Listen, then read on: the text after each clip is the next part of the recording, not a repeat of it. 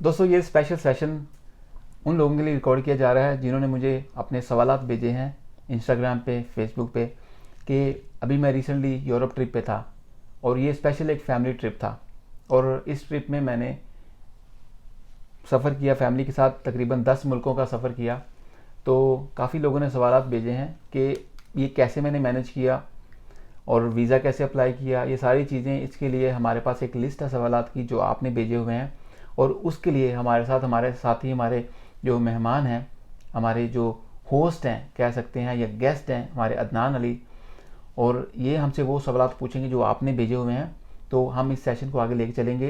ये एक पूरा इंटरेक्टिव सेशन होगा आपके लिए और आपको इसमें पूरी मदद मिलेगी कि अगर आप यूरोप ट्रिप पे जाते हैं और आप कैसे पैसे बचा सकते हैं, कैसे इजीली दूसरे मुल्कों में जा सकते हैं, क्या क्या प्रॉब्लम्स आ सकती हैं और क्या क्या आपको इंजॉय करना चाहिए, कौन कौन सी प्लेसेस आपको विजिट करनी चाहिए।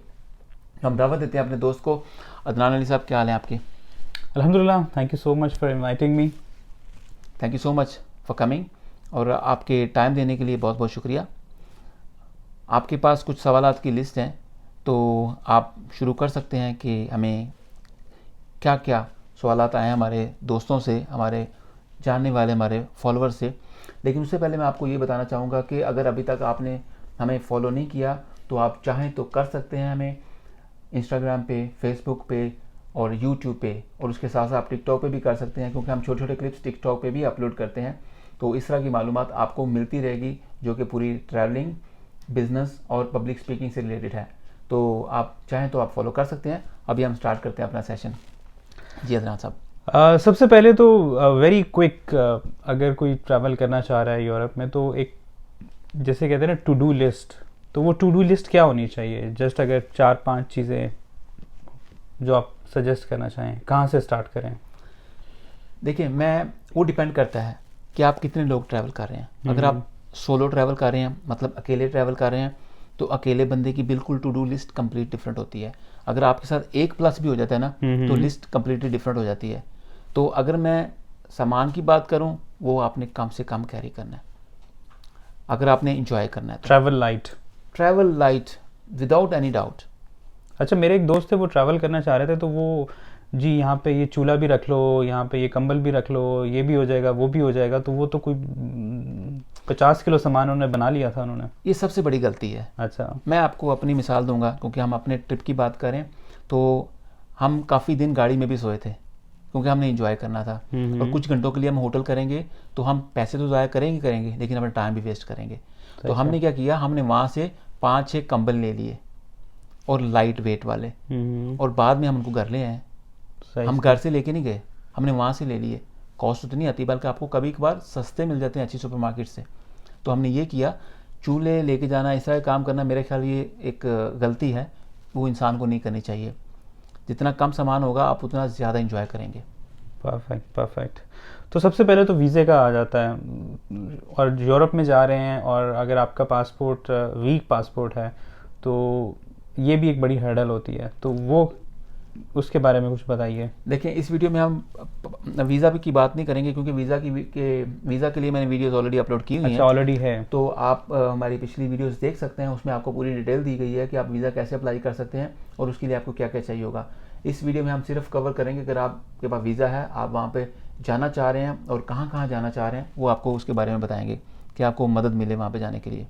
और जब आपने जाना है तो कितने दिन के लिए आपको टूर प्लान करना चाहिए, कितना बजट होना चाहिए, होटल ऑलरेडी बुक होना चाहिए, नहीं होना चाहिए, ट्रैवल कैसे करना चाहिए? क्योंकि अगर आप यूरोप में जा रहे हैं तो ऑब्वियसली आपका जो वीज़ा, शेंजन वीज़ा है, वहाँ पे 27-28 मुल्कों में आप जा सकते हैं। तो कहाँ जाना चाहिए, कौन से टॉप 5 कंट्रीज़ हैं, कुछ उसके बारे में थोड़ा सा इन्फॉर्मेशन दें। देखिए, यूरोप एक बहुत बड़ा फ्लेवर है। उसके अंदर आपको थोड़े से गर्म मुल्क भी मिल सकते हैं, थोड़े से गर्म, और बहुत ठंडे भी मिल सकते हैं। वो डिपेंड करता है आप कहाँ जाना, आपका इंटरेस्ट क्या है। आपने स्नोफॉलिंग देखनी है, माउंटेन्स देखनी है, या आपने हिस्ट्री देखनी है, तो उसके अकॉर्डिंगली आपको चूज़ करना पड़ता है। तो ये जो बंदा जा रहा है टूरिस्ट, या उसको उस पर डिपेंड करता है कि उसको क्या चाहिए। लेकिन मैं ये सजेस्ट करूँगा, जिस कंट्री से आपने वीज़ा लिया है आप वहाँ जाएँ, पहले वहाँ से स्टार्ट करें। ये एथिकली भी अच्छा है क्योंकि उसने आपको वीज़ा दिया है और आप दूसरे मुल्क में जा सकते हैं, वो आपको एक्सेप्ट होगा करेंगे। शेंजन वीज़ा, लेकिन आपको एक कंट्री में अप्लाई करना होगा ज़ाहिर है। हाँ जी, आप किसी एक कंट्री का अप्लाई करते हैं, फॉर एग्जांपल मेरे पास जर्मनी का वीज़ा है, तो मैं किसी भी मुल्क में जा सकता हूँ जो शेंजन एक्सेप्ट करते हैं, लेकिन एथिकली ये अच्छा है कि आप उसी मुल्क में जाएं और वहाँ से ही एग्जिट करें। बट लेकिन मैंडेटरी नहीं है ये। मैंडेटरी नहीं है, लेकिन फर्स्ट टाइम ये मैं आपको बोल रहा हूँ, मॉरली मतलब एथिकली आपको ऐसा करना चाहिए। अगर आप किसी मुल्क दूसरे मुल्क में भी जाते हैं तो आपको एक्सेप्ट करेंगे, मसला नहीं है, लेकिन आपसे पूछेंगे आप यहाँ पे डायरेक्टली पहले क्यों आए हैं, वहाँ क्यों नहीं गए, सही। आपसे पूछ सकते हैं। और आप कहाँ रह रहे हैं, क्या करने आए हैं, वो सारी चीज़ें आपसे पूछ सकते हैं, आपकी आइटनरी पूरी जान सकते हैं, आपकी रिटर्न टिकट कब की है, कोई इसमें बुरी बात नहीं है, उनका घर है, आप उनके घर में जा रहे हैं, तो आपका हक बनता है उनको पूरी इन्फॉर्मेशन बताना, कौन से होटल में ठहरे हैं और आप क्या क्या करने वाले हैं, जो छोटी सी फॉर्मेलिटीज़ होती हैं वो पूछ सकते हैं, तो बड़ी बात तो नहीं है। आपने कैसे ट्रैवल किया था? आपने वहाँ पे पब्लिक ट्रांसपोर्ट को यूज़ किया था, जैसे ट्रेन्स चलती हैं वहाँ पे, या फ़्लाइट्स होती हैं जैसे ये जर्मनी से ऑस्ट्रिया या ऑस्ट्रिया से फ्रांस वगैरह, या आपने कुछ खुद से वहाँ पे रेंट अ कार ली? और क्या सजेस्ट करेंगे, कौन सा बेहतर तरीका है? जी बिल्कुल, सोलो ट्रैवलर्स के लिए वहाँ पे लोकल जो फ़्लाइट्स हैं ना वो बहुत सस्ती हैं। अच्छा, फ़्लाइट सस्ती हैं? फ्लाइट सस्ती हैं, समटाइम ट्रेन से भी सस्ती हो जाती हैं, समटाइम्स आप चेक करना पड़ता है आपको। लेकिन जब आप एक से ज़्यादा है ना, दो भी हैं, तो मैं प्रेफर क्या करता हूँ कि आप रेंट ए कार ले लें, लेकिन ऑफ कोर्स उसके लिए कंडीशन ये अप्लाई होती है कि आपके पास लाइसेंस होना चाहिए। तो लाइसेंस आपके होम कंट्री का चल जाता है वहाँ पे? वो डिपेंड करता है कि आप कौन से कंट्री से जा रहे हैं। मैं यूएई से ट्रैवल करता हूँ, तो मेरे पास यूएई का लाइसेंस है, दुबई का, तो वो वहाँ पे चल जाता है। लेकिन उसके साथ मैं यहाँ से अपना इंटरनेशनल लाइसेंस भी लेके जाता हूँ, कि यहाँ से उसको इंटरनेशनल कन्वर्ट करवाता हूँ, जो कि 1 साल का बनता है। तो वो क्या, उसका क्या प्रोसेस है? उसका यहाँ पे आप यूएई में एक इदारा है, वहाँ पे जाएं कि मुझे इंटरनेशनल लाइसेंस अप्लाई करना, वो आपको 1 साल के लिए बना देते हैं, एक बुक टाइप बनती है। तो आपका कोई टेस्ट वेस्ट नहीं होता, जस्ट कोई आपकी इस करंट जी। लाइसेंस की बेस पे आपको फीस अदा करने से वो मिल जाता हाँ है? जी, तकरीबन 150 दिरहम आपका लगता है, और 150-200 दिरहम लगता है आपका। वो अभी क्या रेट चल रहा है मुझे एक्जैक्टली पता नहीं, लेकिन रिसेंटली जब मैंने करवाया था 155 दिरहम्स लगे थे। तो वो करके आपका इंटरनेशनल लाइसेंस आपको बुक दे देते हैं, वो 1 साल के लिए वैलिड होती है।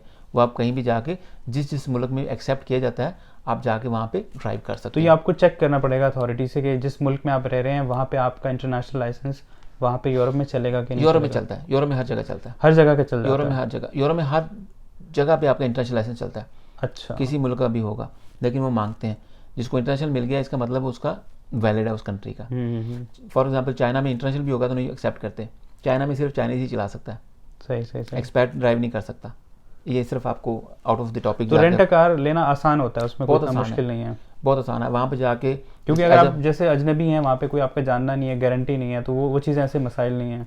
कोई मसला नहीं है। आपको हर एयरपोर्ट के ऊपर 10 से 20 रेंट ए कार शॉप्स मिलेंगी, ऑफिस मिलेंगे, वहाँ जाएँ, जाके डिफरेंट रेट्स चेक करें, जाके ले लें।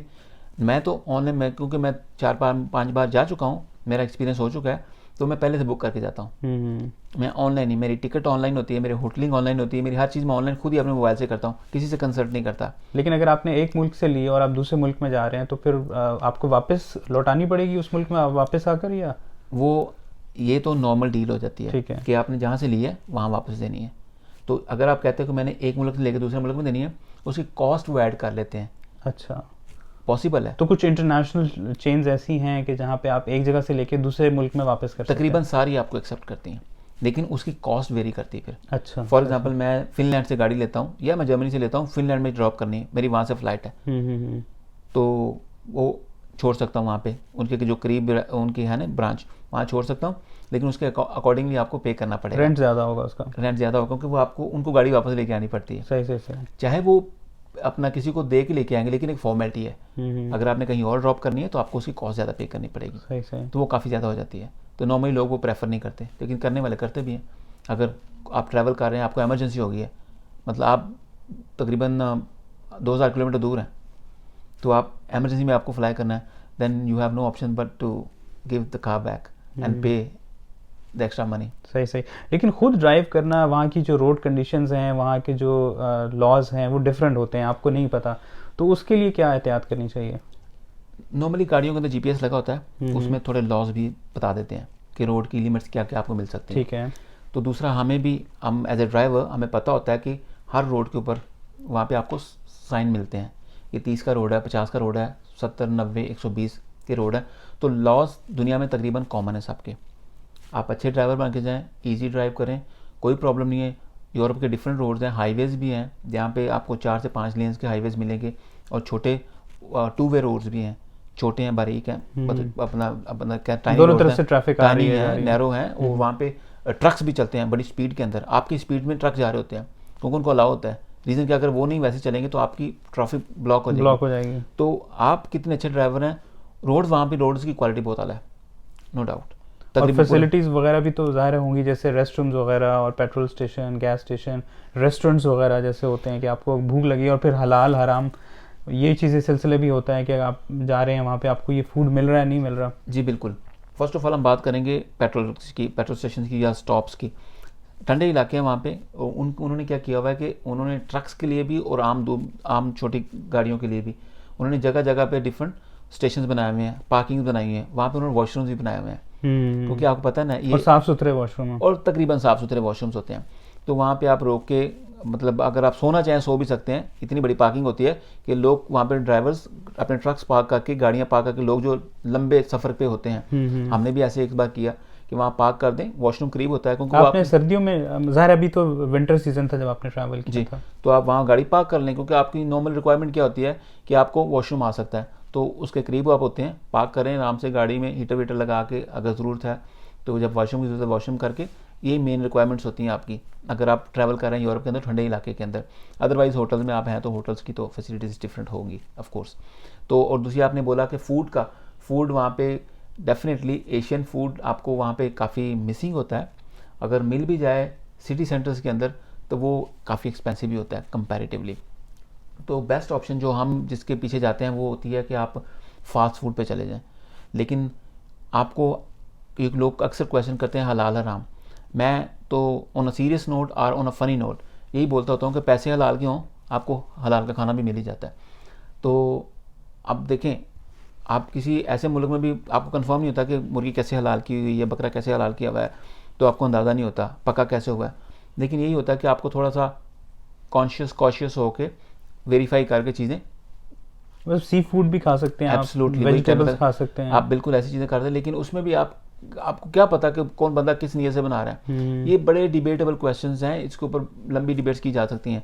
आप किसी ग्रोसरी से कुछ बेकरी का आइटम लेके खा सकते हैं, वो डिपेंड करता है आपके कैसे। मेरा नहीं ख्याल कहीं में भी कोई मसला होता है। डिफ़िकल्ट कंट्रीज़ होते हैं, मिसाल के तौर पे आप चाइनीज़ या ऐसे मुल्क जहाँ पे कंबोडिया वगैरह साइड पे जहाँ पे थोड़ा टफ होता है, लेकिन वहाँ पर भी चीज़ें मैनेज हो जाती हैं। लेकिन आप इतने अगर क्रिटिकल होकर जाएंगे कि मुझे फलां वही चीज़ ही खानी है, तो वो आपको मसला होगा। तो आपको थोड़ा ओपन माइंडेड होना पड़ेगा। मैं ये नहीं कह रहा आप कंप्रोमाइज़ करें, लेकिन आपको फ्लेक्सिबल रहना पड़ेगा।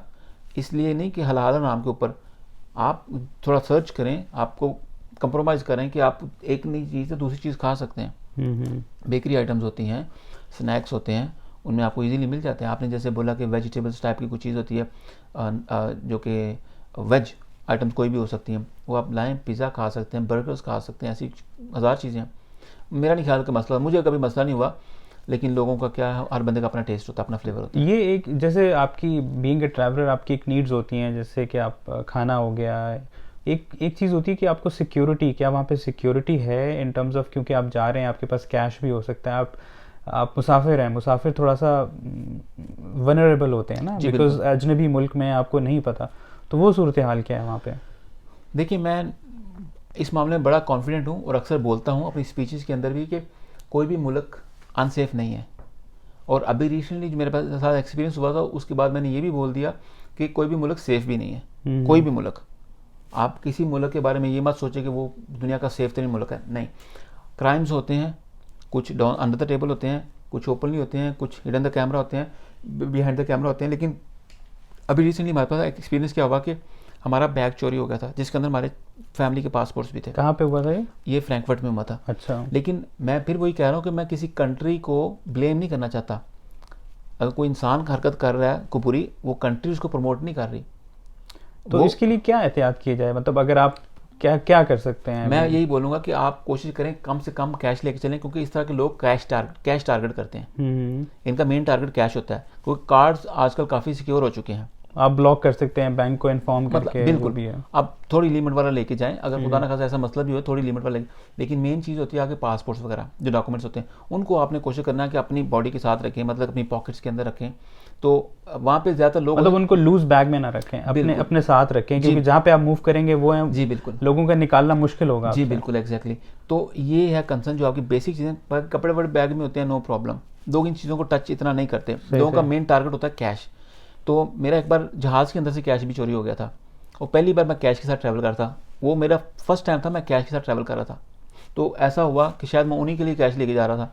तो मैं जहाज़ में, लंबी फ्लाइट थी 6-7 घंटे की, और 3-4 घंटे मुझे सोना पड़ गया। तो कैश कम रखें, कार्ड्स के ऊपर डिपेंड करें। कार्ड्स के ऊपर, और कई लोगों के पास कैश कार्ड्स भी नहीं होते। हाँ। तो फिर आपको बड़ी एहतियात करनी पड़ती है, और कोशिश करें कि कार्ड्स के साथ चलें, क्योंकि पूरी दुनिया अभी कार्ड्स पे चल रही है।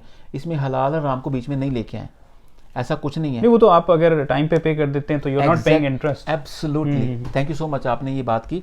जो लोग बोलते हैं ये कार्डों में कोई मसला नहीं रहा, उसमें पैसे आपके हैं, आप यूज़ कर रहे हैं, सेफ्टी आपकी है, उसमें आप यूज़ कैसे कर रहे हैं वो हलाल हराम हो सकता है। तो ये अगर उसका कोई बीच में, अगर कोई अपना दोस्त बीच में कोई अगर ऐसा सवाल करता है तो उसके लिए है, तो कार्ड्स हो या कुछ भी हो नो प्रॉब्लम, और कोशिश करें कम से कम कैश लेके जाएं। अगर गिर जाए, कोई मसला हो जाए, फिर आपके पास क्या कोई ऑप्शन नहीं होती, क्योंकि दुनिया के तकरीबन सारे ममालिक के अंदर आपका कैश यूज़ होता है। चाहे आपका $1 की चीज़ है, चाहे €1 की चीज़ है, चाहे 100 की या 1000 की है, वो कार्ड एक्सेप्ट हो जाता है। तो आपको कैश लेके जाने की क्या ज़रूरत है। वैसे भी एयरपोर्ट्स पे आपको लिमिट होती है कैश लेके ट्रैवल करने की, तो आप उस पर भी एहतियात कर सकते हैं। तो आपकी अपनी सेफ्टी भी है, और मतलब जो लीगल फॉर्मेलिटीज़ हैं वो भी पूरी हो जाती हैं।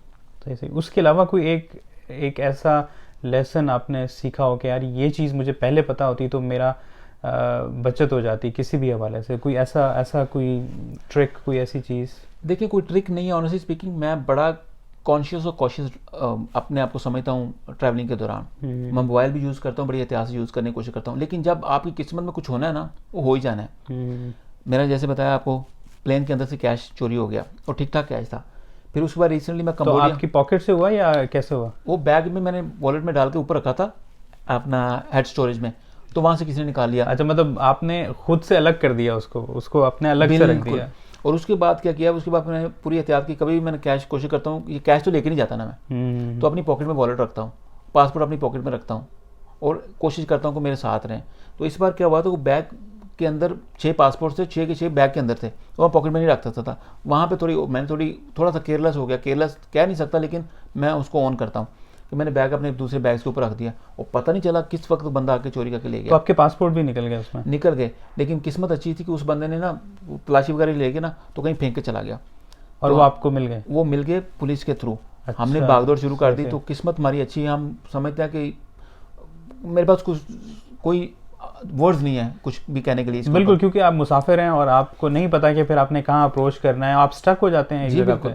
आप कहीं भी नहीं जा सकते, आपको वापस अपने मुल्क जाना पड़ेगा। बिल्कुल बिल्कुल। वहाँ जाके आपके पासपोर्ट बनेंगे, जो भी बनेगा वो क्या होगा अल्लाह नोस। मतलब वो इट्स अ वेरी हम कहते हैं पता नहीं क्या चीज़ सामने आ गई, अल्लाह का शुक्र है हम बच गए उस मामले में, अल्हम्दुलिल्लाह। तो एहतियात ये करनी चाहिए आपको कि अपना ये चीज़ें जो आपने बोली हैं कि कौन सी चीज़ें अपना कम से कम सामान के साथ जाएँ, और कॉन्शियस रहें, कॉशियस रहें।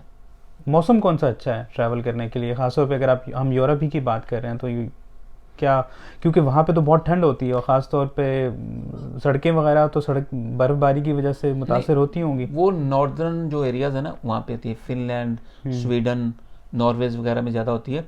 लेकिन इन जो मुल्कों के अंदर जो जर्मनी से नीचे की तरफ है, वो थोड़े वार्मर हैं कंपैरेटिवली। तो वो आप डिपेंड करता है कि आप पहले चेक कर लें। आप तो इंटरनेट का ज़माना है, आपको हर चीज़ मिलती है मोबाइल के ऊपर कि कौन से मुल्क में कौन सा मौसम चल रहा है और कितने टाइम तक रहेगा वो। तो उसको फॉलो करके चलें, आपको मसला नहीं है। तो कौन से रोड ब्लॉक्स हैं आपको इंटरनेट पे पता चलता है, गूगल पे पता चलता है कौन से रोड ब्लॉक्स हैं, तो वो उसको उस रोड पे ना जाएं। बट आइडियल कौन सा टाइम है वेदर सीजन जाने के लिए? लेकिन अगर बर्फ़ देखनी है तो फिर आपको पीक पे जाना पड़ेगा ना। अगर बर्फ़ इंजॉय करनी है तो आपको फिर ठंड तो इंजॉय करनी पड़ेगी ना। या फिर आप जून जुलाई में जाएंगे तो वहाँ पे जून जुलाई में फ़ायदा ये होता है कि दिन लंबे होते हैं, रातें छोटी होती हैं, आप ज़्यादा इंजॉय कर सकते हैं। लेकिन जो सर्दियों के मौसम होते हैं जैसे कि दिसंबर जनवरी, उसमें दिन बहुत छोटे होते हैं। अगर सूर्य नहीं निकला तो और छोटा हो जाता है। तो उसमें आप बिल्कुल बोरियत हो जाती है कि कुछ देखने के लिए नहीं जाता। कुछ धुंधा हुई, अगर फोग हो गई तो पूरा दिन गया। तो बड़ी चीज़ें होती हैं, ऐसा रिस्क। अच्छा, तो एक सवाल जो मुझे पहले करना चाहिए था वो ये कि यूरोप ही क्यों? नहीं, मैं बिल्कुल नहीं कहूँगा कि यूरोप ही सिर्फ, लेकिन मैं सिर्फ ये बता रहा था कि यूरोप का सिर्फ, क्योंकि मैं अभी रिसेंटली गया था, लोगों ने एक्सपीरियंस पूछा था, इसलिए यूरोप जो शेंजन के अलावा भी बहुत सारे मुल्क हैं जो यूरोप में आते हैं और बहुत सस्ते हैं, मुस्लिम ममालिक हैं, जिसमें सर्बिया आता है और आता बोस्निया? है बोस्निया आता है बिल्कुल, और मॉन्टेनीग्रो आता है, कोसोवो आता है, और ये रोमानिया आता है, बुल्गारिया आता है। ये आपके शेंजन वीज़ा पे आपको एक्सेप्ट करते हैं, but if it's use once, मतलब अगर वो वीज़ा आपका पहले एक बार यूज़ हुआ है उस कंट्री के अंदर जहाँ से इशू किया गया है, तब वो एक्सेप्ट कर लेते हैं। अगर आप डायरेक्ट उनके पास जाते तो हैं ये बजटेड भी होंगे, ये इतने एक्सपेंसिव भी नहीं होंगे as compare to the other European countries? बिल्कुल, अगर यूरोप के जो शेंजन जो मेन कंट्रीज़ हैं उनसे कंपेयर करें तो ये काफ़ी सस्ते हैं। और जो यूरोप की बात करें अगर, तो लेकिन यूरोप कंपैरेटिवली दुनिया से थोड़ा सा महंगा है। तो बजट अगर हम देखें, एक आम आदमी अगर जाना चाहता है तो कितना बजट होना चाहिए? लेकिन वो डिपेंड करता है कि आप क्या देखें। मिसाल के तौर पे वहाँ पे अगर पार्किंग की बात करते हैं, पार्किंग आपकी 1-2 यूरो की पर आवर होती है, पर ठीक है? आवर? हाँ जी, ये चीपेस्ट है। और जो पेट्रोल है वो 1.5 यूरो का, 1.25-2 यूरो का पेट्रोल है आपका पर लीटर। तो उस हिसाब से आप देख लें। तो अगर आप गाड़ी भी चलाते हैं तो गाड़ी उन्हीं को सूट करती है जो एक से ज़्यादा है, ग्रुप में है। ग्रुप में है तो गाड़ी आपके लिए बेस्ट है। और अगर आप अकेले हैं तो पब्लिक ट्रांसपोर्ट बेस्ट है आपके लिए, और वो अवेलेबल है हर जगह पे, बहुत ज़्यादा। ट्रेन्स हैं, प्लेन्स हैं, बसेस हैं, इवन पूलिंग कार्स हैं, जो कार पूलिंग जिसको बोलते हैं वो भी हैं। तो आपको इंटरनेट पे ज़रा फेमिलियर होना पड़ता है। तो अगर आप वो करते हैं तो यूरोप में काफ़ी चीज़ें एक्टिव हैं। और आपने बोला यूरोप ही क्यों, ऐसा नहीं है कि यूरोप ही, दुनिया में दूसरे बड़े ममालिक में मैं गया हूँ और बेस्ट है। सिर्फ अभी हम लोगों को यूरोप के बारे में थोड़ा बता रहे हैं। अगर आप जाते हैं तो घूमें फिरें, इंजॉय करें, ये दुनिया है देखने वाले की, आपको कल्चर पता चलते हैं। सो ट्रिक क्या है अगर सबसे बजटेड अपने करना हो बहुत कम बजट में, तो उसके लिए आपको क्या तदबीर करनी चाहिए in terms of your residence, in terms of your moving around? देखिए ऑनेस्टली मैं मतलब कहते हैं ना, बटरिंग नहीं करूँगा। अगर आपको यूरोप जाना है तो आपका अच्छा बजट होना चाहिए जेब में, लेकिन उसमें कोई फिक्स नहीं होता कोई भी कि आप क्योंकि मैंने वो कुछ वेबसाइट्स देखी हुई हैं कि जिसमें वो काउच सर्फिंग है, और फिर कुछ लोग बैक पैक कर लेते हैं और फिर वो जाके लिफ्ट मांगते हैं और फिर वो ट्रेलर्स पे बैठ के सफ़र करते हैं। आपका टाइम है, आप फ्री हैं तो कुछ भी कर सकते हैं। सही। लेकिन आपने वहाँ जाना तो जहाज़ से है ना, टिकट तो चाहिए ना आपको। सस्ती से सस्ती भी टिकट लगा लेंगे, काउच सर्फिंग में भी कर लेंगे, तो आपको वहाँ पे थोड़ा बहुत तो पे करना पड़ेगा ना, शेयर तो करना पड़ेगा। तो आप जिस मुल्क में होंगे उस हिसाब से शेयर करना पड़ेगा। महंगे मुल्क में होंगे तो महंगा पे करना पड़ेगा। और जब उसके साथ आप कुछ और मुल्क हैं जैसे कि स्विट्ज़रलैंड है, वहाँ पे वो यूरोप से भी 3 हाथ आ गया in terms of cost. Basic चीज़ें। आप मैकडोनल्ड्स चले जाएँ तो यहाँ पे अगर मैकडोनल्ड आपको 10 यूरोज़ का मिल रहा है, वहाँ पे आपको सीधा 22 यूरो का मिलेगा, सेम चीज़, क्योंकि वो स्विट्ज़रलैंड में है। इस तरह के और भी कुछ इलाके, लिechtenstein है, इस तरह के और मुल्क हैं जहाँ पे आपको सेम चीज़ें महंगी मिलेंगी। कुछ मैंने सुना है कि वहाँ पे जैसे हॉस्टल टाइप की फैसिलिटीज़ होती हैं जहाँ पे मतलब एक शेयरिंग टाइप की अकोमोडेशन होती है। आप लोग चले जाएं वहाँ पे, लोग 4-4, 5-5 लोग एक ही रूम में रह रहे होते हैं और वो कुछ सस्ता होता है। कुछ ऐसा भी सिलसिला होता है? बहुत आम है, मैं अक्सर वहाँ पे रहता हूँ। हाँ। क्योंकि मैं तो ये सोचता हूँ कि मैं सोने के पे ऊपर इतना पैसा क्यों खर्च करूँ। लग्जरीज रिजॉर्ट और वो 5 स्टार कुछ आप फैमिली के साथ जा रहे हैं तो वो एक डिफरेंट केस, डिफरेंट पर्पस होता है। लेकिन जब मैं अकेला जा रहा होता हूँ तो मैं रहता ही हॉस्टल्स के अंदर हूँ, और हॉस्टल भी होटल से बहुत आला होते हैं। और आपको लोग मिल जाते हैं जिनसे आप गपशप लगाते हैं, वो ट्रैवलर्स होते हैं, लाइक माइंडेड होते हैं, आप उनसे लर्न करते हो, वो आपसे लर्न करते हैं।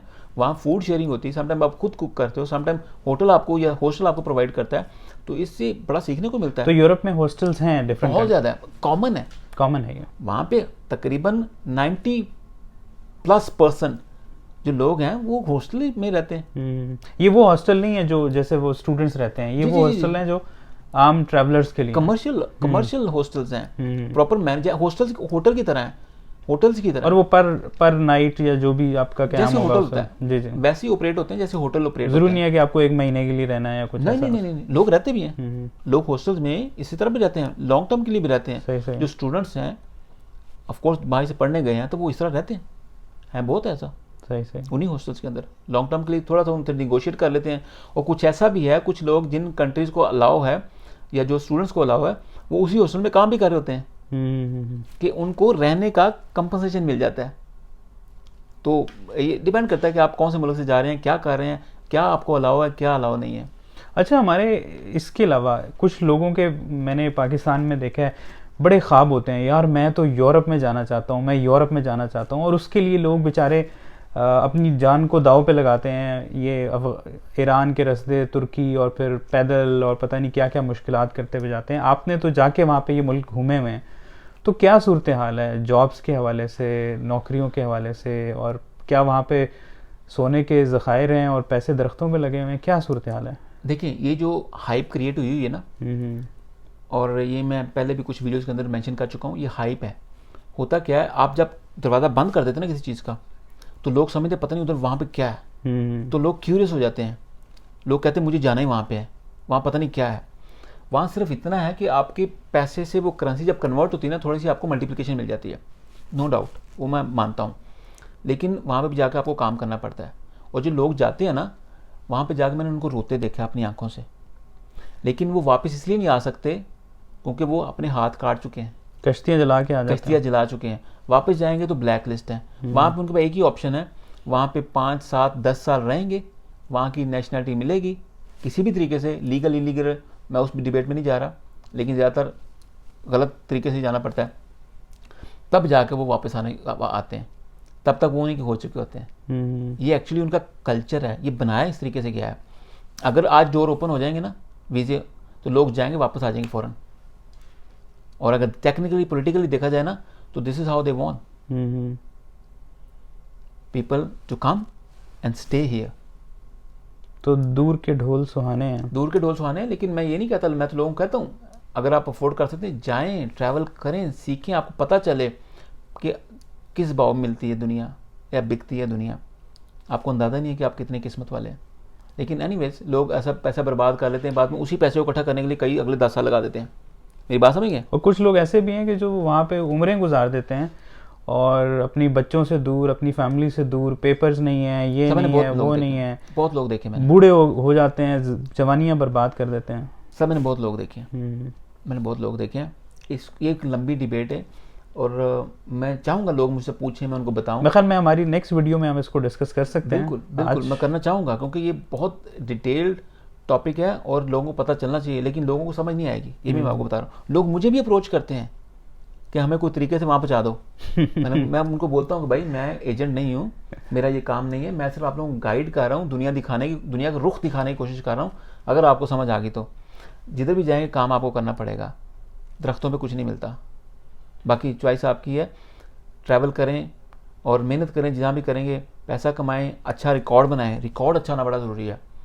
आपकी बैंक स्टेटमेंट हो सकती है, आपके क्रेडिट कार्ड यूजेज हो सकता है, क्योंकि हर इंसान को ना जल्दी से जल्दी अमीर होने की कोशिश, शॉर्टकट और 2 नंबरियों से नहीं काम चलेगा, नुकसान होगा। सब वक्ती तौर पे तो आप कुछ ना कुछ कर लेंगे जुगाड़, लेकिन नहीं चलता सर जी, नहीं चलता। मैंने कोई पलता नहीं देखा। आपने कभी चोर के घर में दिया जलते हुए नहीं देखा होगा। तो ये जो एजेंट्स के लिए बात कर रहा हूँ, तो बाकी लोगों को भी समझना चाहिए कि अगर इतना आसान होता तो सारी दुनिया कर रही थी, और वो लोग इस तरह क्यों बैठे होते? जो लोग ये कर रहे हैं उनके बच्चे भी वही वहाँ बैठे होते। तो ये सब 2 नंबर है, ये स्कैमिंग है, ट्रैपिंग है, फ्रॉड है। आप अपने दोस्तों से क्लोजिंग की कोई बात कर लें। बातें हमारी कंप्लीट हो गई दोस्तों। अगली वीडियोस के अंदर भी आपको मजीद मालूमात मिलेगी, ट्रैवलिंग से रिलेटेड, कारोबार से रिलेटेड और पब्लिक स्पीकिंग से रिलेटेड। आपको किसी किस्म की इन्फॉर्मेशन चाहिए हो, आप मैसेज कर सकते हैं इंस्टाग्राम पे, फेसबुक पे, और मैं कोशिश करूँगा आहिस्ता आहिस्ता आपको एक नंबर स्पेशल शेयर करूँ, जो कि आप मुझे व्हाट्सएप भी कर सकते हैं। और व्हाट्सएप पे आप सिर्फ मुझे टेक्स्ट ना कीजिएगा, वॉइस मैसेज कीजिएगा अगर आपको करना भी हो तो। वॉइस मैसेज में मैं भी आपको आसानी से मैसेज बैक कर सकता हूँ। तो इस तरह की मालूमात के लिए आप चाहें तो फॉलो कर सकते हैं। आप अपना ख्याल रखिएगा, और उम्मीद करता हूँ कि आपको इस वीडियो से काफ़ी मालूमात मिली होगी। अगर नहीं तो आप क्वेश्चंस कर सकते हैं कमेंट के अंदर, और अपना ख्याल रखिएगा।